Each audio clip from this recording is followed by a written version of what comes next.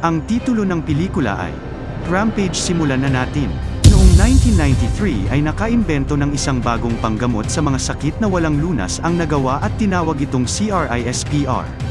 Isang genetic editing technology. Datapwat dahil sa kalikasan ng tao na pagiging masama ay nagamit ito hindi lang basta ay panggamot kundi pati sa mga maling intensyon at kaparaanan. Sa kasalukuyan, sa isang space station na may pangalang Athena-1, isang lab rat ang nag-mutate sa CRISPR. Pinapatay nito ang buong crew, maliban kay Dr. Kerry Actons. Ipinaalam niya sa control room ang sitwasyon ng space station habang papunta sa escape capsule. Sa kasamaang palad, ang control room ay tumangging i-unlock ang kapsula at si Claire Wyden, CEO ng responsableng kumpanya ng biotech na tinatawag na Energy. Pinilit sinakunin ni Kerry ang mga sample ng mutagen kung hindi ay maaari itong mamatay doon. Bumalik siya sa nasirang barko at nakuha ang 3 sample. Dito ay nakakita siya ng napakalaking daga. Agad na pumasok si Kerry sa isang capsule bago tuluyang sumabog ang Athena-1. Datapwat, nang dahil na rin sa mga talsik ng mga debris ay namatay pa rin ito.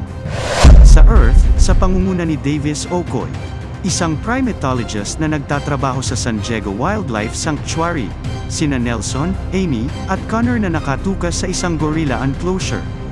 Sinubukan ni Davis na makipag-ugnayan sa pinakabagong miyembro ng club, si Pavo. Ang gorilla na ito ay agresibo pa rin, ngunit nagagawa siyang pakalmayan gamit ang sign language. Biglang pumasok ang isang albino na gorilla na naging matalik na kaibigan ni Davis sa loob ng mahabang panahon, si George, na ikinagulat ni Connor at tumakas.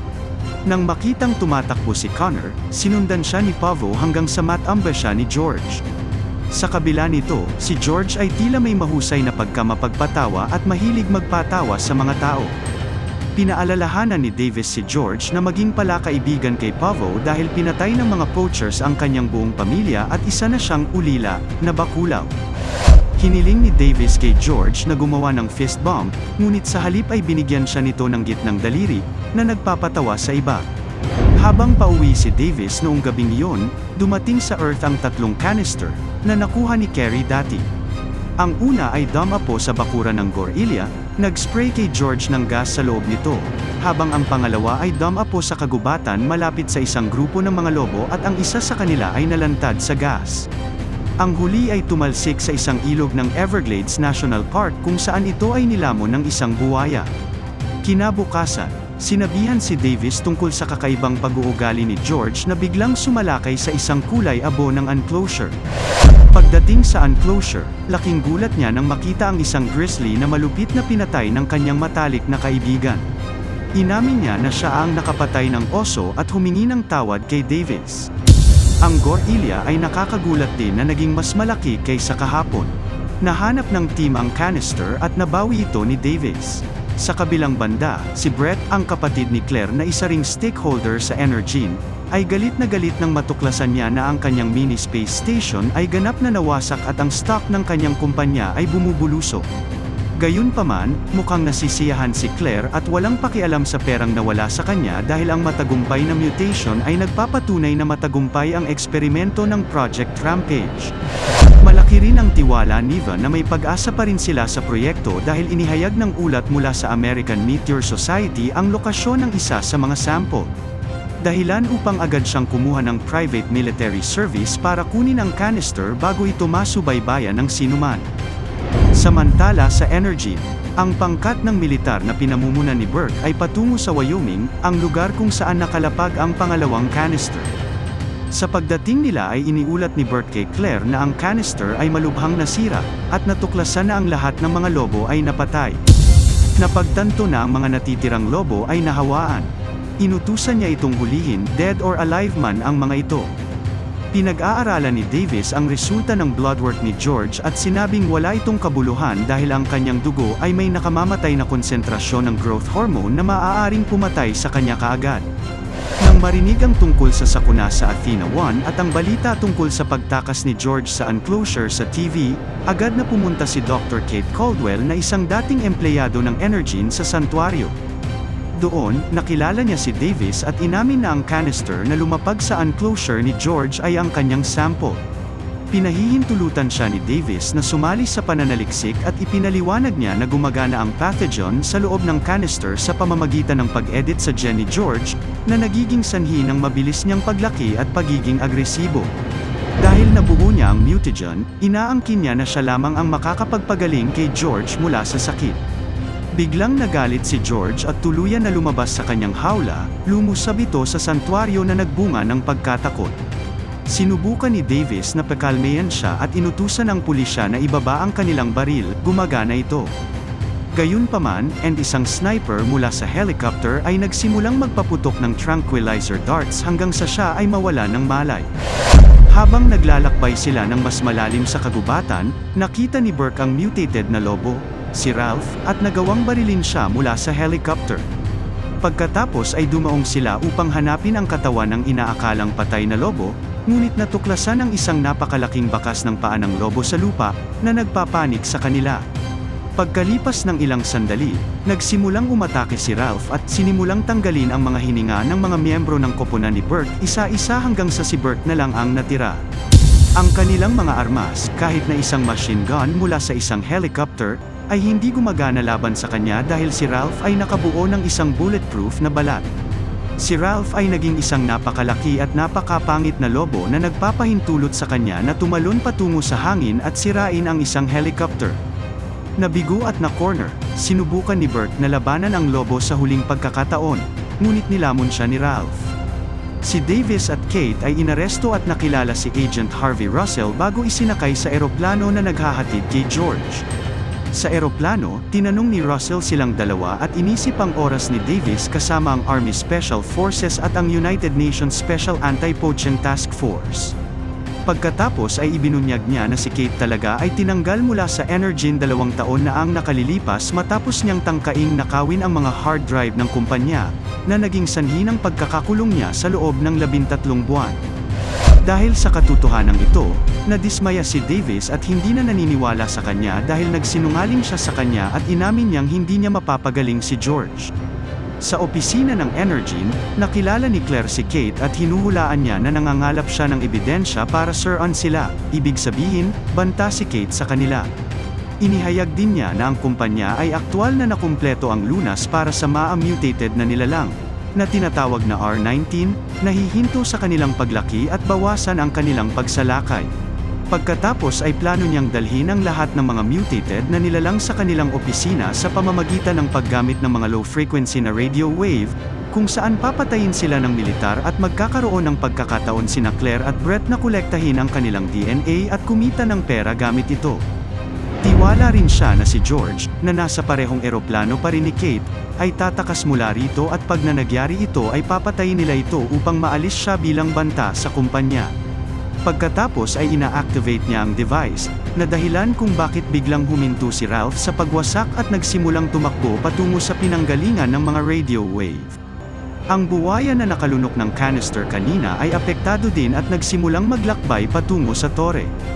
Gaya ng nasa plano, si George, sa kabila ng pagiging sedated, ay biglang nagising, sinira ang hawla, at nagsimulang gumawa ng kalituhan. Sinimulan siyang paputukan ng mga tao ng baril, ngunit walang epekto kay George. Sa kasamaang palad, may aksidenteng nakabaril ng mga bagay na nasusunog, na naging dahilan upang ito ay sumabog at nawasak ang turbine ng eroplano. Bago bumagsak ang eroplano ay nagawa ni Davis na ikabit ang mga parachute para sa kanyang sarili, kay Kate, at sa walang malay na si Russell.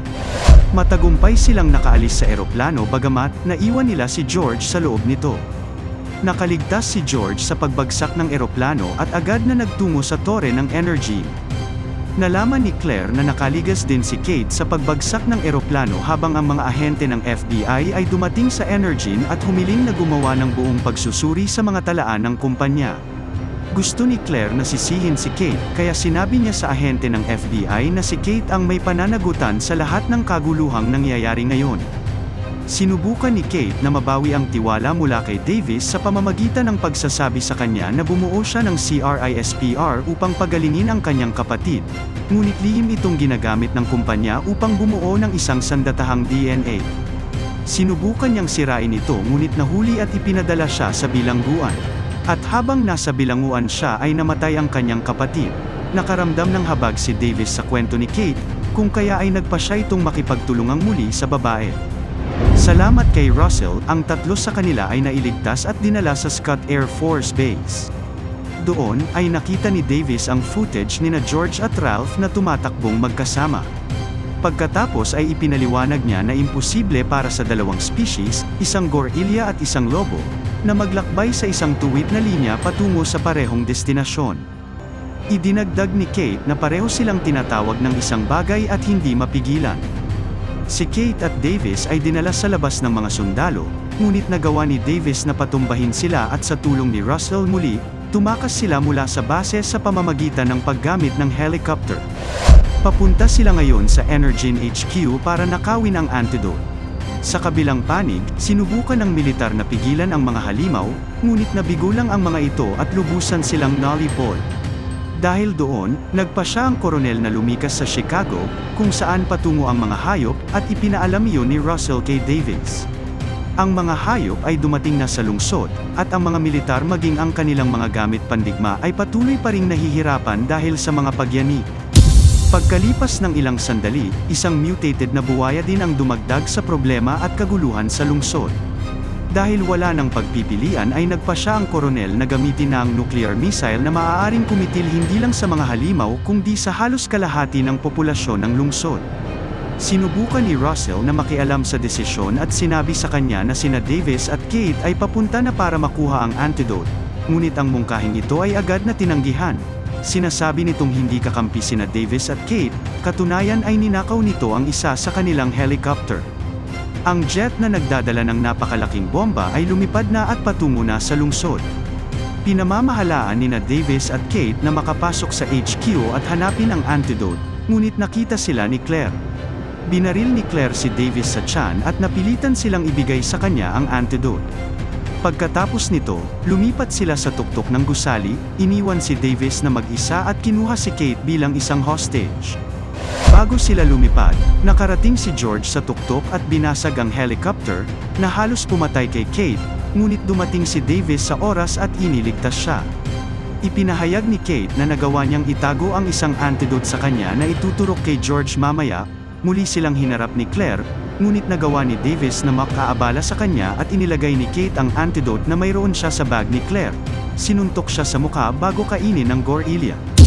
Samantala, si Brett, na nagtangkang tumakas sa ground floor, ay nakilala si Russell at ibinigay sa kanya ang laptop at ang lab rat. Pagkatapos nito, tumakbo siya palayo ngunit nadurog siya ng mga nahuhulog na debris. Habang nararamdaman na ni George ang epekto ng antidote, at tuluyan namang nakatakas sina Davis at Kate gamit ang isang helicopter, bago tuluyang gumuho ang gusali. Salamat sa sirang chopper, ligtas silang nakarating at nakaligtas. Naisip nila na bumalik si George sa kanyang normal na sarili at pinoprotektahan sila mula sa natitirang mga hayop. Inutusan ni Davis si Kate na maghanap ng telepono at tinawagan si Russell upang makansela ang airstrike. Nilagyan niya ang kanyang sarili ng isang grenade launcher at sumali sa labanan ng halimaw. Matapos ang matinding labanan sa pagitan ng gorilla at lobo, ang mutated crocodile ay sumali sa larangan ng digmaan at pinamamahalaang kagatin si Ralph sa kanyang leg at alisin siya.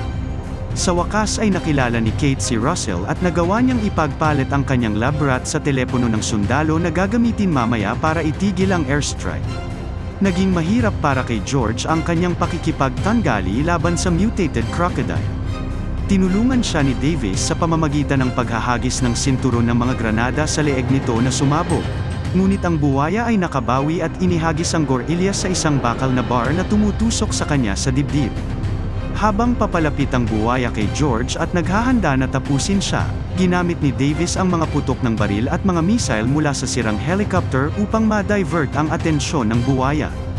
Dahil doon, hinabol ng buwaya si Davis at muntik na siyang mapatay. Sa kabutihang palad, si George, na nilagyan ng kanyang sarili ng bakal na rebar, ay tumalon sa hangin at tinamaan nito sa mga mata ang buwaya na naging dahilan ng pagkasawi nito. Ang koronel, na nakakita na ang buwaya ay napatay, ay nagbutos na i-abort ang airstrike mission. Labis na nalungkot si Davis nang makitang namamatay na ang kanyang kaibigang si George. Dumating din sina Russell at Kate. Nais magbigay ng simpatsya ng dalawa kay Davis ngunit nahuli ni Davis si George na kumikibot ang mata na nagpapatunay na niloloko lamang siya nito. Ipinakita nito ang gitnang daliri sa kaibigan bilang patunay na naloko niya na naman si Davis. Magkakasama, nagpasya silang ilikas ang mga sibilyan mula sa lungsod at nagpapasya kung saan nila dapat ilagay si George. Wakas, maraming salamat kaibigan sa patuloy na pagtangkilik at pagsuporta sa ating channel. Hanggang sa muli, ako si Richard Belen. Goodbye.